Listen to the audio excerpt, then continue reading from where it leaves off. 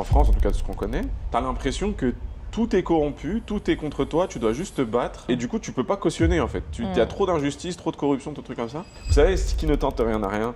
Moi, c'est ma logique, c'est tu fais, tu réfléchis après, entre guillemets, parce que parfois on overthink, on réfléchit trop, on fait rien, on est paralysé et on n'avance pas. Vaut mieux faire les choses et avoir une erreur ou que ça marche pas et tester d'autres choses parce que ça coûte moins cher de se tromper que de ne pas faire.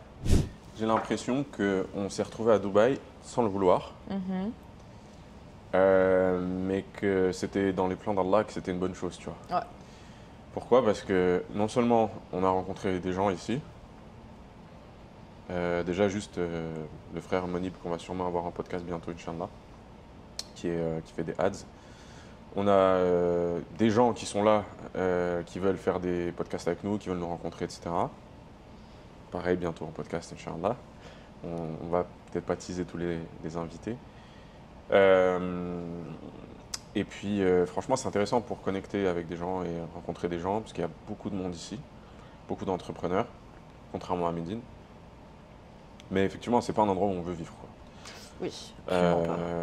Mais du coup, là, on va de Airbnb en Airbnb, on découvre un peu les différents quartiers de la ville. Du haut de nos balcons. Du haut de nos balcons. On descend pas. Voilà, là, on a une très très belle vue sur la Palme Jumeirah ici, c'est très sympa. Qui est très dézoomée, donc on n'a pas du tout accès à ce qu'il ne faut pas voir. Ouais, voilà.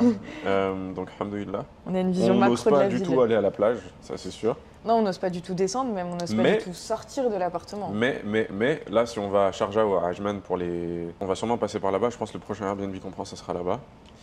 Pour aller voir, il y a 2 personnes qu'il faut qu'on aille voir à Ajman.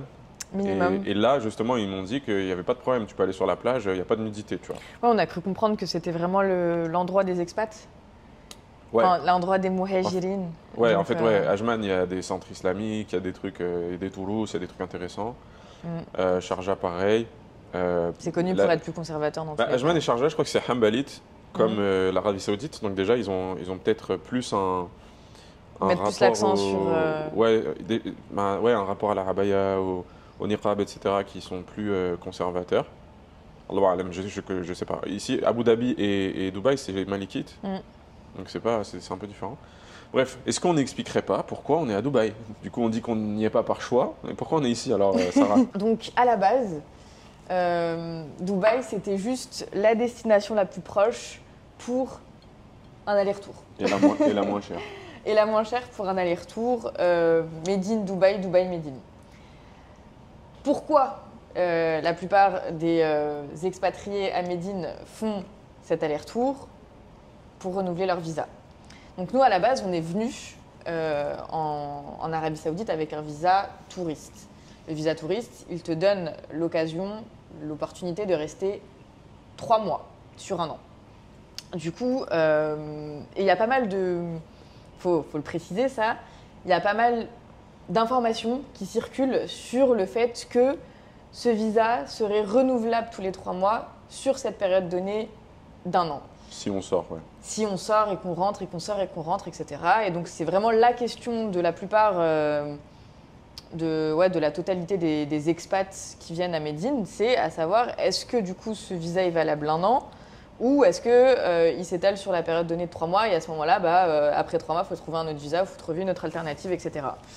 Du coup, on s'était renseigné auprès de nos contacts, enfin auprès de tes contacts. Je ne prendrai pas la responsabilité de cette gravissime erreur. Ouais. Et, attends, du coup, j'explique ce qu'on m'a dit. En fait, moi, j'avais un frère américain que j'avais rencontré à Istanbul il y a quelques années.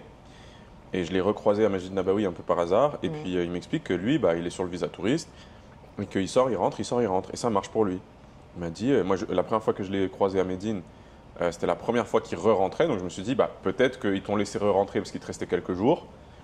Et en fait, là, tu es en train de overstay, tu restes trop longtemps, tu abuses en fait du visa. Et que si tu vas sortir, tu vas avoir une amende ou quoi. Du coup, j'attendais qu'il finisse son 2e cycle de 90 jours, donc pour qu'il ressorte et voir s'il avait une amende et qu'il essaie de re-rentrer. Et lui, il est ressorti, il est allé en Jordanie et il est re-rentré sans problème avec son visa touriste. Donc moi, je me suis dit, ça marche, c'est bon, il me l'a prouvé. Il vous a garanti la safety du truc, quoi. Je me suis dit, c'est bon, le truc, il fonctionne, le mec l'a prouvé, il est re-rentré, il n'y a pas de problème. Du coup, on teste. on reste 90 jours de plus. Voilà, on y va à fond. Et on se dit, bah vas-y, on prend le billet aller-retour, on doit juste faire aller à Dubaï, on laisse notre chat, on laisse nos affaires, on prend juste un sac à dos, pas de brosse à dents, pas de... Vraiment miskin. Rien du tout. Je repense au chat et je me dis, je lui avais laissé vraiment 48 heures de nourriture et de litière pour pas qu'il aille me faire pipi partout et qu'il meure pas de faim. Et je me suis dit, vas-y, c'est chill, c'est large, etc. On va revenir, tout ça. Bref, on était trop confiants. Donc on arrive et tout. Donc on prend notre billet, on va à l'aéroport. Vraiment, on prend notre billet genre 2 jours à l'avance, hein, même pas. 24 heures, je crois. Ouais. Donc on va à l'aéroport, etc. Pas de sac, pas de valise. Pas de sac à dos, quoi. Genre un sac à dos, les ordis. Un sac à main pour moi. Pour ma part, un sac à main. Mais quand je vous dis pas de sac, pas de valise, c'est pas d'affaires de rechange. Rien du tout. Oui, on arrive. En fait, on devait arriver rien. à 5h30 du matin à l'aéroport de Dubaï et repartir à 14h. C'est-à-dire on sort même pas de l'aéroport. Donc on s'était dit, allez, vas-y. On mange un petit déj et on repart. On pense même pas au kit de survie, rien du tout. On y est allé en mode One Life. Pour le coup, là, c'était vraiment One Life. Donc, on arrive à la douane. Et là, elle nous laisse pas passer. Elle nous dit attendez, mais vous avez overstay là. Et du coup, là, il y a Fatir qui me dit attends, laisse-moi parler. Je vais gérer le truc. Moi, j'étais pas confiante. Moi, j'ai jamais vraiment été confiante en l'idée. Moi, je me suis dit c'est un peu chelou, c'est un peu foireux comme plan et tout. Donc, il m'a dit vas-y, laisse-moi gérer. Il commence à parler en anglais, arabe, du coup, avec la responsable de la douane, etc. Et donc il lui dit, bah, écoutez, non, normalement ça marche, à aucun moment a été notifié ou inscrit le fait que c'était une période de 30 jours non renouvelable, je ne sais pas quoi, bref, il essaye de lui expliquer avec bah, du coup les informations qu'on avait à notre disposition et les non-informations qui n'étaient pas disponibles, qui du coup n'incluaient pas le fait que c'était 90 jours non renouvelables. Et du coup, donc la sœur, elle ne comprend pas grand-chose. Elle ne veut pas prendre la responsabilité. Elle nous dit, écoutez, peut-être, peut-être pas. Moi, tout ce que je vois, c'est le système. Le système, il a écrit, quand j'ai scanné votre passeport, votre visa, que vous avez overstay de 90 jours. Donc, allez voir avec la police douanière. Du coup, bon, Fatir, il est toujours aussi confiant, etc. Il se dit, ok, c'est bon, elle m'a pas vraiment contredit, etc. et tout. Vas-y, il y a moyen que ça passe. Pareil, moi aussi, je me dis, vas-y, let's go et tout, je les laisse faire. C'est mon mari, mon héros, machin et tout, c'est lui qui gère tout ça. Bref, on arrive là-bas et on commence à parler en anglais avec eux. Parce qu'il y a une règle que Fatir m'a savamment expliquée, c'est que lors d'un conflit ou d'un débat, un truc qui peut jouer contre toi, c'est d'essayer de parler dans une langue dans laquelle tu n'es pas à l'aise. Ou en tout cas dans le portefeuille de langue, de sortir la langue avec laquelle en fait que tu maîtrises le moins. Parce que tu es déstabilisé psychologiquement. Quoi. Voilà, parce que tu es déstabilisé, etc. Et que tu n'auras pas forcément le vocabulaire nécessaire pour appuyer ta pensée, etc. etc. Du coup, lui, qu'est-ce qu'il décide ? Il est bilingue, 100% bilingue en anglais. Il décide du coup de parler anglais et d'insister sur le fait qu'il ne parlerait pas arabe et qu'il lui faut un interlocuteur en anglais. Ce qui peut se comprendre. Hein. Donc, je me débrouille en arabe, hein. En plus en arabe saoudien, je me débrouille. Hein. C'est juste que impossible que j'ai un débat sur la technicalité juridique des visas. Impossible. Impossible. C'est un vocabulaire qui est trop niché. Moi, je peux parler voilà, au jour le jour en saoudien. Voilà, donc c'était impossible de traiter en fait de ce genre de vocabulaire en arabe. Donc... Puis même juste pour la confiance en moi, j'étais beaucoup plus... Et puis surtout, en fait, même, c'est pas juste la confiance en soi, c'est aussi que la personne en face, elle se sent plus déstabilisée si c'est pas sa première langue. Et donc, il y a un espèce d'ascendant psychologique qui fait que c'est beaucoup plus facile, sur un malentendu, de réussir à s'en sortir. Voilà. Et du coup, donc, on lui amène un interlocuteur en anglais. Machallah, les Médinois, franchement, ils sont... Moi, limite, ça m'a fait je me suis senti mal d'avoir été calculateur comme ça à ce moment-là, parce qu'ils sont trop hanin, trop nia, trop sympas. En fait, on est tellement habitués aux mauvais soupçons des autorités françaises. Ah ouais, de se casser la tête, la manipulation, les gens malveillants. Et là, c'était tout l'inverse. Je me suis senti bête après d'avoir En fait, ils respectaient juste la loi. C'était la première fois qu'on voyait des gens trop sincères, respecter la loi. Ouais, voilà. Des défenseurs de la loi respecter la loi. C'est tout. En fait, ils étaient là en mode... C'était pas des hackers comme les... Pas du tout. Ouais. Ils nous ont dit, écoutez, nous, il y a un système, on suit le système, on va pas au-delà. C'est tout.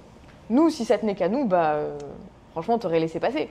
Mais malheureusement, bah, y a des règles et nous, bah, notre travail, c'est de respecter les règles et de faire respecter les règles. Et ils essaient de trouver des solutions pour nous et tout. Carrément. On disait, mais attends, ce que tu peux faire, par exemple, c'est tu peux prendre un visa Umrah, comme ça tu reviens, ok, ouais, tu peux faire ça, mais du coup, comment ça se fait vous n'avez pas compris, machin, truc. Et nous, on explique, du coup, qu'il y a un frère qui avait fait ça, nanana. Il me disait, écoute, c'est étonnant, je sais pas, voilà, mais il faut payer une amende. Voilà. Et en fait, il nous laisse le choix, il nous dit, écoutez. Et franchement, c'est un des rares conflits administratif qui s'est passé. C'était l'impression qu'on était en train de boire le thé avec eux, quoi. Qui s'est passé dans le plus grand des calmes. C'était trop. C'était déstabilisant. À quel point ils étaient hyper dévoués, hyper patients et tout, aidants. Et du coup, ils s'excusaient, ils ont fait des doigts pour nous. Voilà. C'est trop mignon. Franchement, trop réconfortant. Et en fait, ils nous disent écoutez, bon, bah là, il y a deux choix qui se présentent à vous. Soit vous décidez de payer, soit vous ne voulez pas payer. Et c'est OK, mais vous aurez un ban. Vous serez banni pendant 3 ans, je crois. Ouais, 3 ans, et du coup, vous ne pourriez pas... Pas de Umrah, pas de Hajj. Voilà, vous ne pourrez pas revenir. Mais vraiment, ni nous influencer dans un sens, ni dans l'autre, parce qu'ils n'avaient aucun intérêt ni à nous faire payer, ni à nous bannir. C'est juste que, bah voilà, c'était les lois. Et c'était tout. Ouais, tu choisis. Tu choisis. Du coup, bah, on a payé. Parce que, alhamdoulilah, on avait déjà commencé le business et on avait déjà eu... on avait un peu de cash. On avait déjà commencé à réaliser du cash et tout. Tenez-vous bien. Tu veux dire le prix de l'amende? $2500. Pour nous deux. $2500 pour nous deux. Mais bon, en vrai, on avait overstay 80 jours chacun quasiment. Hein, donc, en vrai, ouais. Fair enough. Ça a été, mais c'est trop marrant parce qu'il nous arrivait la même chose en Turquie. En Turquie, on a overstay de 4 mois, un truc comme ça. Ouais. Et on a payé moins, je crois que c'était genre $700, un truc comme ça. Ouais, 600 €, $700, je sais plus. Mais en vrai, bon, on vous encourage pas à le faire. Hein. Nous, c'était vraiment sincèrement une erreur. Genre, on pensait vraiment qu'on pouvait le faire. C'était pas. Oui, c'était pas calculé, c'était pas intentionnel. Ils nous l'ont dit. Ils nous disent, il y a des gens, c'est des filous. Ces gens-là, on est intolérants parce que voilà, on sait qu'ils essaient d'abuser le système et tout. Vous, ça se voit que voilà, vous n'êtes pas là pour abuser le système. Je dis non, aucun problème. Voilà, nous on paye. En fait, et j'ai même mis quand j'ai payé, je dis Nia, sadaqa lil haramain. Tu vois, je me suis dit, on va financer le haramain comme ça. Ouais. On était contents de donner notre argent. Ouais, voilà. C'est le genre de pays. En fait, au Middle East, ce qui est génial, c'est que vu que l'État il est extrêmement efficace, extrêmement juste, moi je trouve qu'il est juste, qui est vraiment au service des gens et tout ça, il y a grave des trucs anti-corruption, c'est hyper carré tout sur ces trucs-là. Ils rigolent pas du tout avec la corruption. Ouais. Il y a tout le temps ils encouragent les gens à dénoncer quand il y a de la corruption et tout. C'est hyper réglementé, hyper carré, hyper strict. Et du coup, bah, en fait, tu as envie de donner à l'État. Tu as envie de participer, en fait. Tu as envie de participer parce qu'ils sont vraiment efficaces et surtout, tu n'as pas envie d'être la partie corrompue, quoi. Ouais. Surtout pas. En fait, quand tu es en Occident, maintenant, en France, en tout cas, de ce qu'on connaît, tu as l'impression que tout est corrompu, tout est contre toi, tu dois juste te battre. Oui. Et du coup, tu peux pas cautionner en fait. Il y a trop d'injustice, trop de corruption, tout truc comme ça. Et ici, ça fait bizarre. En fait, dans le Golfe, tu te dis, mais en fait, les gens ici, ils sont sympas. Ils sont nia, ils ont la taqwa, tu vois, ils craignent leur Seigneur. Ils veulent pas prendre l'argent de l'autre, ils veulent pas. Il n'y a pas de hagra, ils veulent ton bien, ils sont au service des gens. C'est vraiment un environnement propice à améliorer ton comportement. À la confiance aussi. En fait, tu as confiance dans les gens, tu as confiance dans l'État, t'es bien, quoi. Alhamdoulilah. Ouais. Franchement, y a plein de situations qui sont indénombrables dans lesquelles on est tombé et sur lesquelles, si on avait été en France, elles auraient fini en conflit. Alors qu'ici, les gens, ils ont vraiment un... Ça, c'est tu vois, ils te facilitent. Ils sont vraiment dans un mindset où il n'y a rien de grave. Même ici à Dubaï, hein. Franchement, à Dubaï, c'est pas la même expérience. Hein. Ici, tu dis, bah, les autorités elles font grave leur taf. On arrivait à l'aéroport, il y avait le retour, justement l'histoire du billet d'avion et tout là. Ouais. Les gens grave facilitants au service et tout. En fait, parce que du coup, on a pris l'aller-retour. On explique la suite. Oui, rapidement. Coup, vas-y, tu veux continuer? Vas-y, je continue. Du coup, nous, on paye l'amende, on passe la douane, on part à Dubaï et on se dit, bon, bah, si le visa touriste, ça marche pas, il faut qu'on prenne un autre visa. Donc, à peine on a passé la douane, on est toujours dans l'aéroport de Médine, on postule pour un autre visa. d'accord, visa business en l'occurrence. Il venait d'être débloqué. Et voilà, il venait d'être ouvert pour les Français, etc. Donc on postule et on se dit le temps qu'on revienne, c'est bon, il va être validé. Pourquoi? Parce que le visa touriste, c'est quasiment instantané. Donc on s'est dit, le business, c'est la même chose. On était loin d'imaginer que c'était différent. On part, on revient, et les douaniers sont là, mais pourquoi vous êtes revenus? On a postulé au visa business. Qu'est-ce que vous faites là? Bon, après, ce n'était pas les mêmes qu'on a vus. Mais pourquoi vous êtes revenus, etc. Mais c'était fait passer le mot. Ouais, je pense que c'était connu. Bon, bref. Et on dit, mais on a fait visa business, c'est pas instantané, comment ça marche? On dit non. Et en plus, nous, on n'avait pas juste postulé sur la plateforme. On avait un ami saoudien qui a une entreprise en Arabie Saoudite qui nous avait fait une demande pour chacun d'entre nous, parce qu'en plus, on doit bosser avec lui. Donc, c'était vraiment une demande business concrète, parce que nous à la Kulli Hal, on veut ouvrir une branche de notre société en Arabie Saoudite. Donc, après le visa business, c'est juste pour que ce soit plus rapide. On veut faire le visa investisseur, avoir, Inch'Allah, la iqama. Donc, dans tous les cas, tout ce qu'on fait, c'est pas on joue avec les mots, parce que je sais qu'il y en a, ils font des faux visa business, ils n'ont même pas de business, ou ils n'ont même pas d'opportunité en Arabie Saoudite. Nous, c'est pas le cas. Nous, c'était un vrai Saoudien, un ami qu'on connaît. C'est pas on l'a payé une entreprise qu'on connaît pas qui nous fait un visa business bidon. Non, un vrai ami saoudien avec qui je fais déjà du business, avec qui j'ai déjà fait des trucs et tout. Qui est venu à mon bureau, je suis venu plusieurs fois à son bureau, on boit des cafés ensemble, et il a des projets sur lesquels je dois le brancher avec mon associé, bref, des trucs comme ça, quoi. Il nous envoie les invites, on a les invites officiels du ministère et tout, on les présente en une journée, hein. C'est pour vous dire qu'on est proche, quoi, avec le frère. En une journée, direct, tac au tac, il m'envoie les documents, il m'a fait le truc, Allah m'appelle, qu'Allah le préserve. Très efficace. C'est un shérif, un descendant du prophète, sallallahu. Et on arrive à l'aéroport, on dit voilà, on a ça et tout ça. Mais non, mais ça, c'est juste la demande. C'est pas la réponse. T'as pas encore la réponse. Je fais ah, d'accord, ok, mince. Et vraiment pareil, sincère, on connaît pas, on comprend pas. On est là, Bekher, Inch'Allah. Vous savez, ce qui ne tente rien n'a rien. Moi, c'est ma logique, c'est tu fais, tu réfléchis après, entre guillemets, parce que parfois on overthink, on réfléchit trop, on fait rien, on est paralysé et on n'avance pas. Vaut mieux faire les choses et avoir une erreur ou que ça ne marche pas et tester d'autres choses, parce que ça coûte moins cher de se tromper que de ne pas faire. En fait, quand tu ne fais pas, quand tu ne passes pas à l'action, souvent les gens ils sous-estiment le coût que ça leur coûte de ne pas passer à l'action. Mais ça coûte beaucoup plus cher de ne pas passer à l'action que de passer à l'action de se tromper. Donc moi, je default to action, je passe à l'action et je réfléchis après la plupart du temps. C'est beaucoup plus rentable que trop de réfléchir, d'attendre, d'avoir le parfait moment, d'avoir toutes les conditions, parce qu'en fait, tu perds trop de temps. Donc, résultat, qu'est-ce qu'on fait? Ils nous disent, je suis désolé, on ne peut pas vous faire rentrer. Donc, vous allez… Alors là, normalement, tu es censé être en mode immigré clandestin qui ne peut pas rentrer au royaume. On te met dans une salle fermée, il y a la police qui te surveille.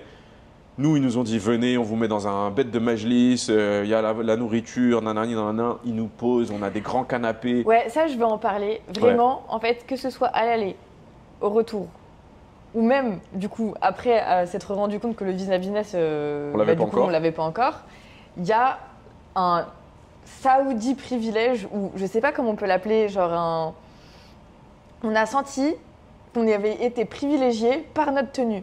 Que ce soit à la ligne, je sais pas si tu te rappelles quand on avait fait la queue oui, parce pour que faire passer, moi, faire temp. j'avais Ramis, Shemar, elle était, enfin, tu vois, ça se voit qu'on s'était vraiment intégré, on parlait un peu saoudien, etc. Elle était habillée comme une saoudienne, comme une médinoise. Ouais, on sortait vraiment du lot et en fait, à chaque fois… Ils nous ont traités comme leurs frères. Ouais, à chaque fois qu'il y avait une ligne à passer… C'est une phrase de Batou que je viens de sortir là. Ils nous traitaient comme leurs frères. Non, vraiment. À chaque fois qu'il y avait une ligne à passer, il y avait une hôtesse ou un steward qui venait et qui nous disait « Venez, venez ». Il y avait un monde de fous. Oui, ça, oui, c'est des trop marrant. Indiens et tout, des Asiates, de partout, des Philippinos, etc. et tout. À chaque fois, il y avait quelqu'un qui venait et qui nous disait « Venez, venez, je vais prendre votre passeport et je vais vous faire passer ». Ils nous passaient à chaque fois devant la queue. Devant des centaines de personnes. C'est pas nous, on passait devant. C'est les gens, le personnel de l'aéroport qui nous donnait un privilège. Yani, sorti de nulle part. Vous êtes Khalidji, vous êtes saoudien, émirati. Passez devant. Vous passez devant tout le monde. Et vraiment, ça nous l'a pas fait qu'une seule fois. La première fois, on était en mode stylé, trop drôle, en mode coup de chance, etc. Ouais. Et tout. Deuxième fois, troisième fois, quatrième fois, on faisait aucune queue. Genre autant en Turquie, il fallait qu'on paye un pass. Ouais, le pass prioritaire, ouais. Mais là, juste. Turquie, il fallait une grosse moustache, on l'avait pas. Oh, on l'avait pas. Je dis on l'avait pas, mais. Et là, Dubaï, Arabie Saoudite, vraiment, Trop bien traité. Genre, on a l'impression qu'on était royalty, on avait les passeports diplomatiques, on avait l'impression, c'était vraiment fou. Et vraiment, pour moi, c'est la dégaine. C'est le Saoudi privilège, ou le Abaya privilège, ou le Saoub privilège, je ne sais pas ce que c'est. Mais subhanallah... Ouais, c'est un hack. Hein. Ah, on s'est pas du tout senti... On parlait arabe aussi, hein. Franchement, on parlait arabe, parce que si vous parlez, arabe-anglais, ça facilite de fou, parce que tu peux parler avec tout le monde. Mais en fait, on s'est pas du tout senti humilié dans la démarche, là où on aurait pu avoir le seum... Non, mais c'est pire, c'est qu'ils avaient honte. Oui. Ils avaient honte de nous mettre dans une position inconfortable. Avec d'autres personnes. Et du coup, ils nous ont honorés en nous disant, attendez, il y avait une grande sala, ils appellent ça une sala. Donc c'est en gros un espèce de méga grand salon, ils devaient faire, je sais pas... 15 mètres carrés, 20 mètres carrés facile, 8 mètres par 8 mètres, quoi. Un carré, 8 mètres par 8 mètres, très grand, avec des canapés tout autour, vous savez, comme grand salon saoudien dans l'aéroport. Il y avait des employés qui étaient là, ils tchatchaient et tout, comme des Saoudiens, ils mangeaient leur date, ils buvaient leur thé et tout. C'est pas le mec de la police aux frontières qui nous accompagnait, il leur a dit vous pouvez sortir. Il a fait sortir tout le monde. Oui. Et il nous a mis dedans, en mode vous êtes tous les deux, mari et femme, tranquilles. Thé, café, vous voulez qu'on vous apporte à manger? Vraiment, c'était un petit lounge. Un lounge. Mais mieux qu'un lounge. Un lounge, tu dois payer pour être avec plein de gens. Là, on l'a eu gratuit et on était tout seul. Voilà. Et donc voilà, on est bloqué à l'aéroport de Médine. Ouais. On doit du coup repartir à Dubaï, mais du coup, on a deux options. En fait, obligatoirement, la compagnie aérienne qui nous a permis de revenir, elle doit nous ramener. Parce qu'en gros, c'est de sa faute si on a réussi à passer. Mais en fait, parce qu'ils ne nous ont pas contrôlés à la douane ou quoi. Mais en fait, le truc, c'est quoi? C'est que nous, on n'était jamais sortis de la douane à l'aller, parce qu'on était restés dans l'aéroport. Et c'était la même porte. En gros, c'était le même terminal. Donc, on n'avait même pas besoin de repasser, de sortir à Dubaï, re-rentrer. Donc, c'est pour ça qu'en fait, il y a eu une erreur. Bref, ils nous ramènent à Dubaï. Donc, vas-y, dans la même en 24 heures, on fait aller-retour Dubaï, Médine. On fait Médine, Dubaï, Dubaï, Médine, Médine, Dubaï. Là, la brosse à dents, s'est faire... le manque de la brosse à dents s'est fait ressentir. Ah ouais, là, on a commencé à se dire, je ne vais pas dire ce que j'avais dit avant de partir, mais Marlich, c'est pas grave. J'avais bien dit, vas-y, on prend quelques vêtements et la trousse de toilette au cas où. Non, t'inquiète, on revient demain. Franchement, avoir une épouse qui a confiance en ta stratégie comme ça, aveugle, en mode mais non, mais t'inquiète et tout, fais confiance à ton copain. Bref, en tout cas, on repart à Dubaï.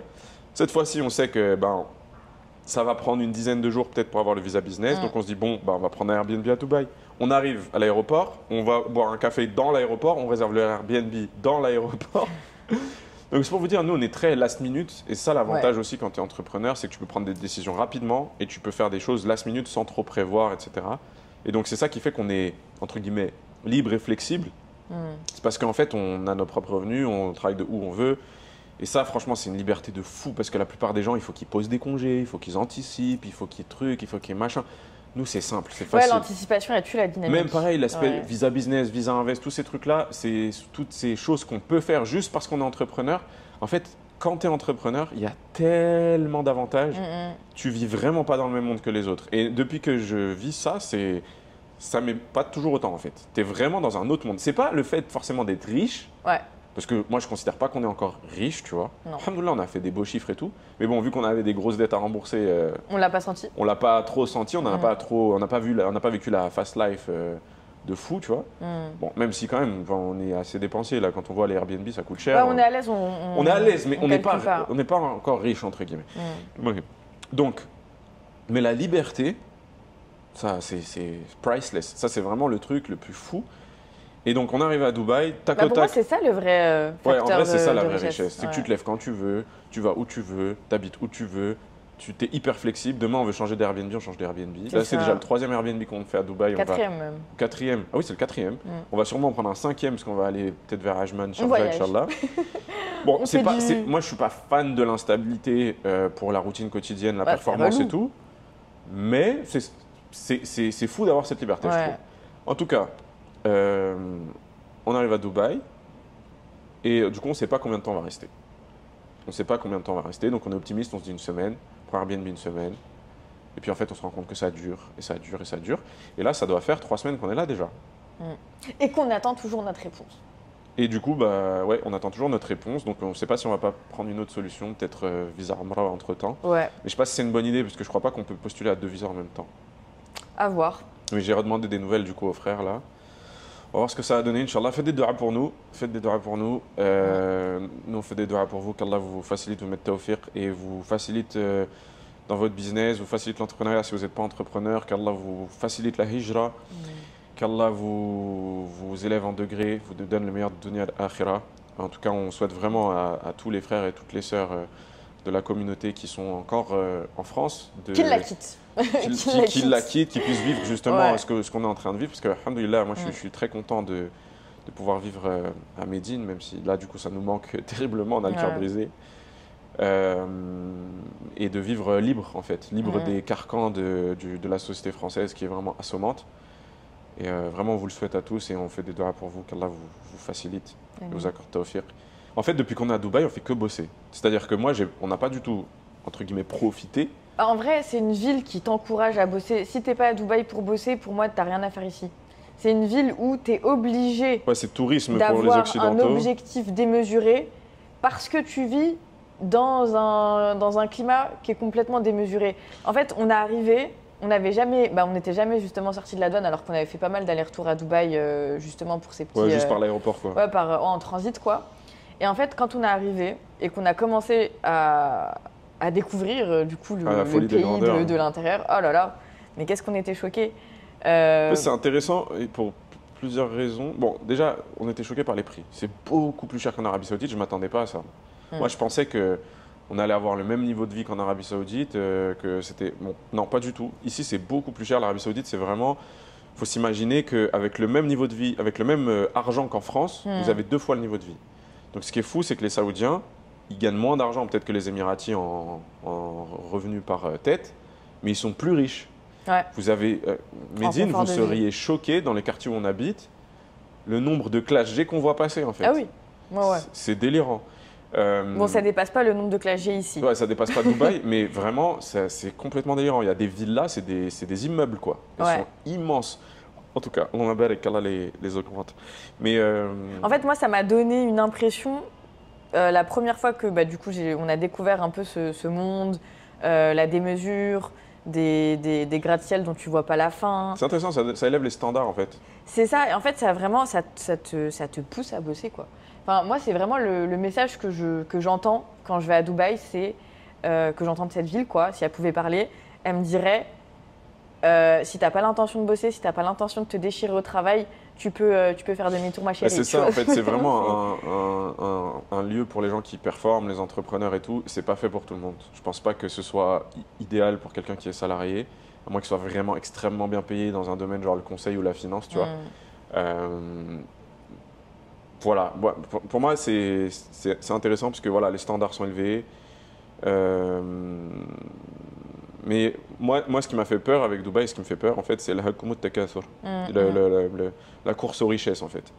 À Médine, en fait, tu as toujours la spiritualité pour te rappeler, tu as toujours les mosquées de partout, les gens qui sont vraiment, qui ont un akhlaq incroyable. Tu as les descendants du prophète à tous les coins de rue. Alayhi salatu salam. Il y a vraiment... Il y a vraiment une ambiance tellement spirituelle que tu peux pas... Médine, c'est unique. Tu peux pas partir dans le hakumut takathur et... Genre, tu peux pas passer une journée sans passer à la mosquée, c'est très spirituel et du coup, moi, je trouvais que j'avais un super équilibre parce que tu es hyper focus dans ton taf, mais en même temps, tu as l'environnement spirituel qui fait que... Tu es maintenu. Tu es maintenu et tu peux pas te permettre de tomber dans la rafla, en fait. Tu peux pas être dans l'insouciance. Parce que, alors que Dubaï, malheureusement, on entend beaucoup moins l'adhan, je vois beaucoup moins de mosquées. Donc c'est ça qui me fait un peu peur ici, c'est qu'effectivement c'est hyper intéressant d'un point de vue business, mais c'est vraiment pas un endroit où moi personnellement je me vois vivre sur le long terme parce que ça me ferait peur. L'environnement il est trop orienté money pour moi, même si bon moi j'aime beaucoup la performance, je kiffe, mais je pense que j'aurais trop tendance à déjà, je vais beaucoup moins à la mosquée depuis que je suis ici. Et puis moi, j'ai l'impression qu'on vit comme des prisonniers, tu vois, si on peut pas sortir parce on craint de tomber en fait sur des choses qu'on n'a pas envie de voir. Non, mais là, c'est parce qu'on est à Dubaï. Je pense qu'il y a des quartiers de Dubaï qui sont plus conservateurs. Et c'est intéressant d'aller à Sharjah, Ajman, etc. pour... faut creuser. Après, j'imagine que, je sais pas si du coup Sharjah, comment dire, encouragerait au même niveau, au même level que Dubaï.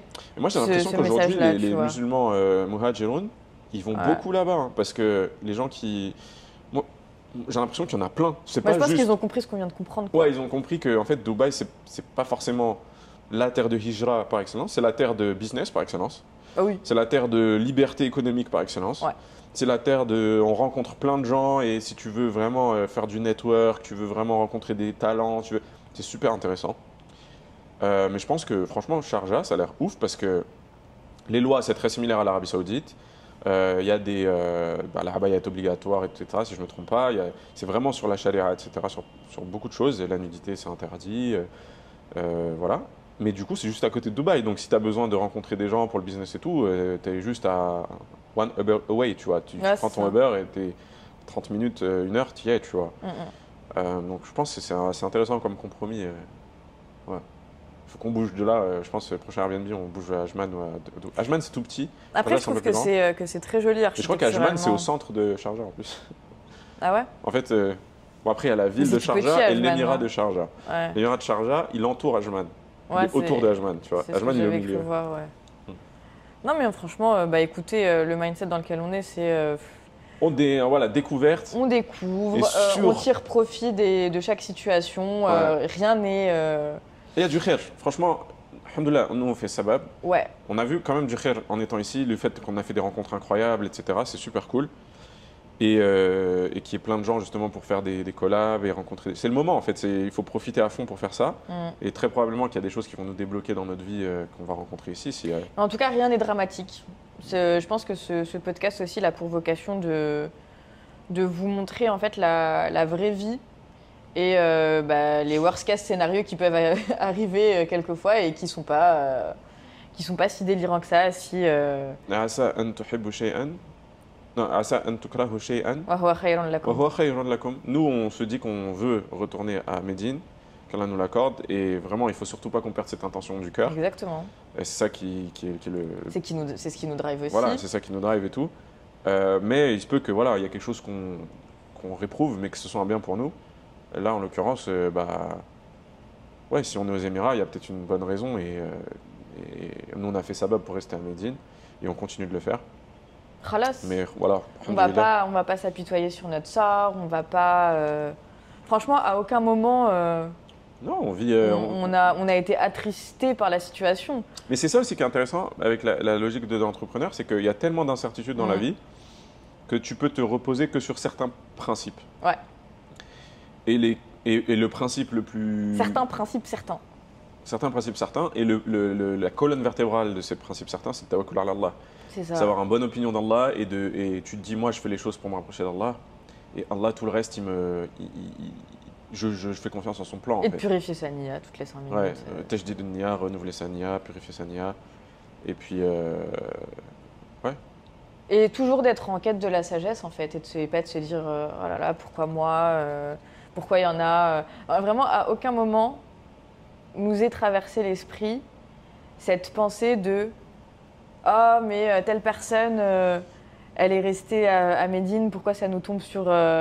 Pourquoi ça tombe sur nous, pourquoi nous. Enfin, ouais, c'est vraiment des choses qu'on a bannies de notre vocabulaire, de notre mindset, etc. Et c'est surtout, c'est beaucoup de choses qui reviennent en fait sur les réseaux sociaux. Il y a beaucoup en fait cet entretien de cette mentalité. Et là, le but aussi de ce podcast, c'est de vous montrer en fait une contre-mentalité. Ça fait partie des piliers de l'iman, d'accepter le qadar, qu'il soit bon ou mauvais. Ouais. Accepter le décret divin. C'est un défaut dans la rida, hein, ouais. de ne pas accepter le décret divin. La croyance. So, voilà la situation. Il y a une belle vue, on profite. Ça nous console un peu, c'est sympa. c'est très joli, hein. C'est très très joli, Allahumma barik, et c'est très inspirant, mine de rien, de voir toutes ces prouesses architecturales. Ouais, de voir de quoi l'homme est capable en si peu de temps, parce que franchement, ils construisent partout, ça bouge dans tous les sens, on voit que c'est vraiment un endroit dynamique. On prend le meilleur. On voit enfin ça fait 15-20 ans déjà allez 15 ans peut-être que Dubaï est vraiment sur la carte du monde, est connu et impressionne autant. Mais ce qui est le plus fou, c'est que moi je pensais pas que ça continuait à se développer aussi vite. Je pensais que ça y est, ils ont atteint une espèce d'apogée En fait, non, ça continue, ça s'arrête pas. C'est ça qui est fou. Ouais. Du coup, voilà, donc petit topo à l'heure actuelle. On a pu acheter des brosses à dents. Ouais, du coup, on a acheté Pramis, brosse à Pour dents, ceux, tout ça. pour les potentiels commentaires de haters, vous ne m'aurez pas là-dessus. Qu'est-ce qu'on a acheté d'autre, toujours sur l'hygiène de vie? Pareil, les Pramis. Ah, il a changé de style, Le moi Thaub. aussi. Le Thaub ici, je vais dans j'avais un Thaub saoudien, très bien et tout. Je rentre dans un magasin, je vois le Thaub, il est à 100 €, 110 €. Je fais, pardon? Genre, pourquoi? Ouais, le En prix, Arabie Saoudite, t'en as à 20-30. 20-30 €, t'as des super Thaub. Qualité, ouais. Moi, le plus cher que j'ai acheté en Arabie Saoudite, il a coûté peut-être 90 € et c'était un Pramis avec du tissu Versace, quoi. Ah oui, c'est vrai. Versace, genre vraiment le luxe de ouf, tu vois. Il était exceptionnel. Ici, bah, du coup, j'avais qu'un Pramis sur le dos, il fallait que j'en rachète. Je vois ça. Mais après, bon, elle m'en a acheté un, je fais waouh, ils sont vraiment bien. Genre, Ouais. du coup, c'est un peu du luxe, quoi. Ils sont vraiment bien. Moi, celui-là, c'en est un. Je lui ai dit, vas-y, va m'en racheter un deuxième. Après, il n'y J'en avait ai pas deux. tellement le choix, hein. Il n'y avait qu'un seul Ouais, magasin. alors, on n'a pas trop compris où est-ce que les Émiratis achetaient leur Pramis, Où est-ce que les Émiratis se sapent? où est-ce qu'ils habitent. On comprend pas trop Ils sont comment c'est où? Dubaï. Ouais. Pareil, moi, la rabaya, j'en avais une. Donc, c'était la rabaya de ma collection. Mais c'était la seule, quoi. Et bah, idem, j'ai voulu chercher une rabaya de rechange. On est arrivé au Dubai Mall. Les prix, minimum 300 balles. Pour des abayas 400, moyens, quoi. 1000 € pour des abayas de moindre qualité que la mienne. Dans le sens épaisseur du tissu, coupe, etc. etc. C'était typiquement les mêmes modèles que je pouvais retrouver au souk de Médine, souk de Rouba. Je me suis dit, Et puis en plus, tu te sens moins Mastoura, tu te sens moins à l'aise. Ouais, il est trop fin en fait. C'est limite transparent. fin, tu vois plus les formes, Je me sens pas protégée. Ouais, tu sens, ça s'ouvre, les manches elles sont larges, donc du coup tu vois souvent Ah, les je suis bras tout le temps, mais là tu regardes comment je suis comme ça. braquée, je suis comme ça. Alors qu'en Arabie Saoudite, ta abaya c'est ton armure, tu vois, genre Ouais. t'es bien dedans. Il y a une épaisseur du tissu. Elles sont épaisses, tu vois pas les formes. Même un coup de vent, on voit pas tes formes parce que Ouais, reste un peu rigide. Elle est rigide, elle est structurée, etc. et tout. Ouais. Pareil, ça a été une galère d'en trouver. On est allé très loin. Hein. Et même les abayas noires, il y en avait vraiment pas beaucoup. Ouais, on est même allé, on s'était dit, ok, bah, la première fois, on a regardé les prix, on s'est dit, bon, ok, c'est les tarifs d'ici, Bon, donc après, quitte à mettre le prix. Juste let's go. disclaimer, on connaît pas. Donc il y a forcément des endroits cool. Je sais, je vois venir On les parle gens. de ce qu'on a vu. Hein. Il y a des gens dans les commentaires qui disent oui, mais tu connais pas, il y a truc machin, t'es pas allé là. Bah, partagez-les moi. Voilà. Bon, déjà, on veut aller à Sharjah, on veut aller à Ouais. Ajman. Très certainement que c'est très différent, que ça va ressembler beaucoup plus à l'Arabie Saoudite qu'on connaît. Je précise juste mes exigences parce que me dites pas, il y a des abayas à 10 balles pour la même qualité que je viens de critiquer. Oui, elle est un peu. Ouais. Je suis très exigeante Elle a en des- termes de elle a des abayas et standards, celles ouais. qui ont réussi. I got Ah. standards. I don't know. I Non, have standards. I do coffee dates.